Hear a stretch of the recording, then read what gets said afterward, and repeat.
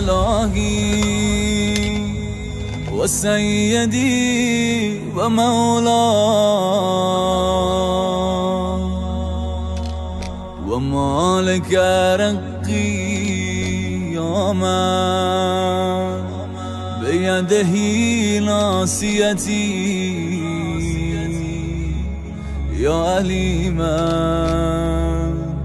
بذري ومسكنتي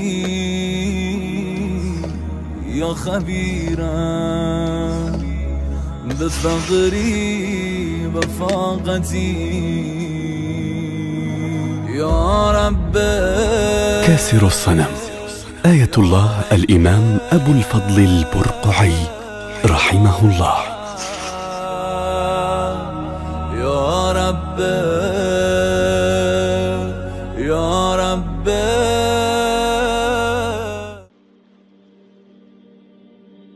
آیت اللہ العظمی ابو الفضل البرقعی رحمہ اللہ.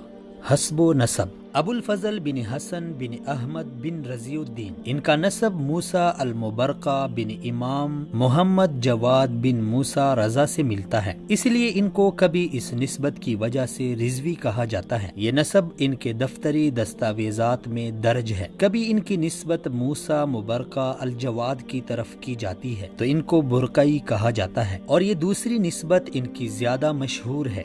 علمی اور خاندانی مقام. ان کی خاندانی عظمت کا اعتراف دوست اور دشمن دونوں ہی نے کیا ہے. مرکزی ابحاثی عقیدہ جو کہ مشہور مرجع آیت اللہ سیستانی کے زیر سرپرستی ہے، اس مرکز میں ابو الفضل البرقعی کے خاندان حسب و نسب کے بارے میں سوال کیا گیا تو جواب یوں دیا گیا کہ ابو الفضل قم کے ایک معزز گھرانے سے تھے. برقعی سن 1326 ہجری کو پیدا ہوئے اور ایک متدین گھرانے میں ان کی پرورش ہوئی. ان کے دادا سید احمد بن رضی الدین قم کے مراجع میں مانے ہوئے عالم تھے. ان کے نانا شیخ غلام رضا قمی ریاض الحسینی نامی کتاب کے مصنف اور مشہور واعظ تھے، جبکہ ان کے دو ماموں مشہور واعظ اور عالم تھے. اس علمی اور سلوکی گھر نے ان کی شخصیت پر گہرے نقوش چھوڑے. آباء و اجداد کے نقش قدم پر چلتے ہوئے علم و سلوک کے مختلف مراحل طے کیے. آپ 1340 ہجری کو حوزہ علمیہ سے منسلک ہوئے، جہاں پر تمام علمی اور ادبی مراحل مکمل کیے. تمام علمی مراحل طے کرنے کے بعد قم اور نجف کے علمی حوزوں کی طرف سے اجتہاد کے درجے پر فائز کیے گئے. 20 سال سے زائد عرصہ مختلف کتب کی درس و تدریس کرتے رہے اور اپنے ہم عصر علماء میں بلند استعداد اور علمی قابلیت کی وجہ سے مایہ ناز ٹھہرے. برقعی نے کئی شیعہ علماء کے پاس زانوائے تلمذ طے کیا اور بیشتر نے انہیں اجازت سے نوازا، جو کہ یہ ہیں: آیت اللہ بزرگ تہرانی. آغا بزرگ تہرانی نے اپنی کتاب الذریعہ الی تصانیف الشیعہ میں برقعی کی کتب کے تذکرے کے بعد لکھا ہے کہ برقعی علامہ ابن رضا کے نام سے مشہور ہیں. مرجع آیت اللہ سید شہاب الدین المرعشی جو کہ آغا نجفی کے نام سے مشہور ہیں. مرجع آیت اللہ ابو الحسن الموسوی الاصفہانی. مرجع آیت اللہ ابو القاسم کاشانی. شیخ مرزا محمد علی تہرانی سامرائی. مرجع عبد النبی بن محمد علی الرفسی النجفی العراقی. قم کے حوزہ علمیہ کے بانی آیت اللہ عبد الکریم یزدی الحائری. مرجع آیت اللہ سید محمد حجت کوہکمری. آیت اللہ محمد تقی خوانساری اور دیگر بہت سارے علماء. ابو الفضل برقعی نے اپنی کتاب سوانح الایام میں اپنے بارے میں لکھا ہے کہ وہ دوران درس و تدریس 30 سال تک خمینی کے دوست رہے. ابو الفضل برقعی نے مقامی سطح کے ساتھ ساتھ عالمی سطح پر بھی شہرت حاصل کی، یہاں تک کہ مغربی مصنفین کے ہاں بھی ان کا تذکرہ ہونے لگا. چنانچہ مغربی مصنف کولن ٹیرنر آپ کی کتاب تباشی از قرآن کا تذکرہ کرتے ہوئے لکھتے ہیں کہ ایک ایرانی عالم دین علامہ ابو الفضل البرقعی لکھتے ہیں کہ تمام علوم اسلامیہ قرآن کریم کی طرف منسوب ہیں۔ ابو الفضل برقعی کے ہاں حوزہ علمیہ کے کئی طلبہ نے زانوائے تلمذ طے کیا، جن میں سے چند ایک نام قائد انقلاب کے دفتر کے سابق مدیر آیت اللہ محمد گیلانی، خمینی کے دور میں مجلس خبرگان کے سربراہ اور جامعہ امام صادق کے بانیوں میں سے آیت اللہ محمد رضا مہدوی کنی، مجلس خبرگان کے سابق رکن آیت اللہ عباس محفوظی، ان کے علاوہ بھی بہت سے طلبہ نے آپ سے علم حاصل کیا۔ ہدایت کی ابتدا: جب آپ حق کی طرف مائل ہونے لگے تو اکثر اپنے فارغ اوقات میں قرآن کریم کی تلاوت کرتے، قرآن کریم میں تدبر اور شیعہ عقائد کا قرآن کریم کے ساتھ تقابل کرتے، جس کا نتیجہ یہ نکلا کہ ان کا دل قرآن کریم کے ساتھ لگ گیا، قرآن آیات کی حلاوت محسوس کرنے لگے اور انوار ہدایت کی شعاعوں نے ان کے دل کو آہ لیا۔ پس انہوں نے قرآن کریم کو ہدایت کا معیار سمجھ کر اس سے رہنمائی حاصل کرنا شروع کی۔ اللہ تعالیٰ نے کیا خوب فرمایا ہے، يهدي الله لنوره من يشاء۔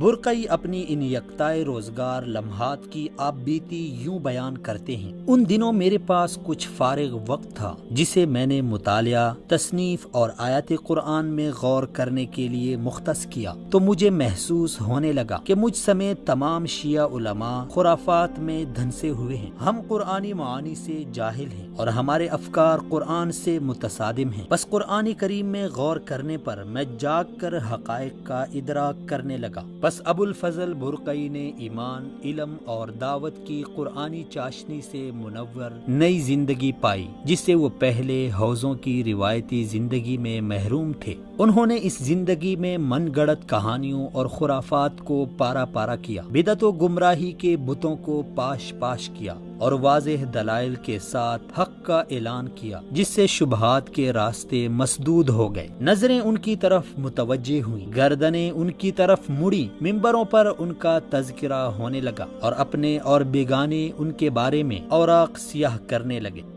مخالفین اور قتل کی کوششیں: برقعی رحمہ اللہ نے نصیحت کے راستے میں دین کے سوداگروں کے ہاتھوں حسد، زیادتی، تہمت اور بدترین مخالفتوں کے طوفان کا سامنا کیا، جس میں دوستوں کی دشمنی، دشمنوں کی دہشت گردی اور ریاست کا جبر شامل ہے۔ اس راستے میں انہوں نے اپنے دادا حضرت حسین رضی اللہ عنہ کے منہج پر چلتے ہوئے بہادری کی تاریخ رقم کی۔ انہوں نے تدریس، تالیف اور دیگر علماء کے ساتھ مناظرے اور خط و کتابت شروع کی، جس پر بعض خواہشات کے پجاریوں نے ان کو وہابی اور یہودی کہہ کر ان کے خلاف سازشیں شروع کی، جس کے نتیجے میں ان کو بے گھر کیا گیا، تکالیف پہنچائی گئیں، قتل کی کوششیں کی گئیں، جان سے مارنے کی دھمکیاں دی گئیں اور کئی دفعہ جیل بھیجے گئے۔ ان کی بعض مؤلفات چوری کی گئیں اور ان کو ہر طرح کی تکالیف پہنچائی گئی۔ یہ سب ایک ایسے وقت میں ہوا جب ان کے پرانے دوست خمینی کی بلا شرکت غیر حکومت تھی، یہاں تک کہ ایک رات جب وہ عشاء کی نماز پڑھ رہے تھے تو کرائے کے قاتلوں نے ان کے رخسار پر فائر کر دی، جس سے وہ بے ہوش ہو کر خون میں لت پت ہسپتال پہنچے۔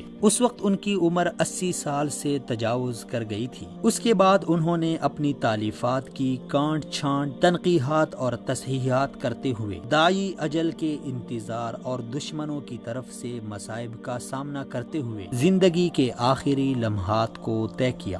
زندگی کے آخر میں اپنی سوانح عمری لکھی تاکہ وہ آنے والی نسلوں کے لیے مشعل راہ بنے اور وہ شیعہ امامیہ کے علماء کے اصل چہرے کو جان کر پردے میں چھپے حقائق اور دفن شدہ رازوں تک رسائی حاصل کر کے ان کے عقائد کی حقیقت کا ادراک کر سکیں۔ یا الہی و سیدی و مولا و مالک رقی یا من بیدہ ناصیتی یا علیما بذری و مسکنتی یا خبیرا بفقری و فاقتی يا رب. كاسر الصنم آية الله الإمام أبو الفضل البرقعي رحمه الله.